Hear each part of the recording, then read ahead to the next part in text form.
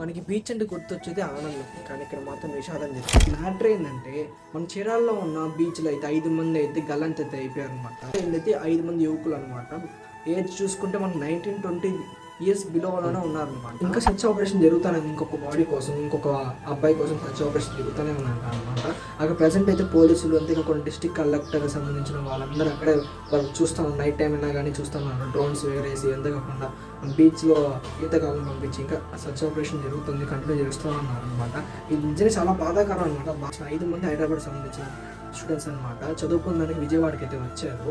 అక్కడి నుంచి వీళ్ళు ఎంజాయ్ చేసేదానికి చీరాలకు వచ్చి ఎక్కడైతే బీచ్లో ఎంజాయ్ చేద్దాం కానీ ఇక్కడ చూస్తే మొత్తానికి అయితే విషాదం జరిగింది అనమాట.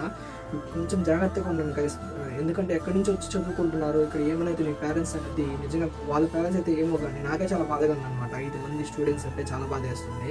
మీ పేరెంట్స్ అంటే బాధపడతారు, ఒకసారి ఆలోచించింది అనమాట.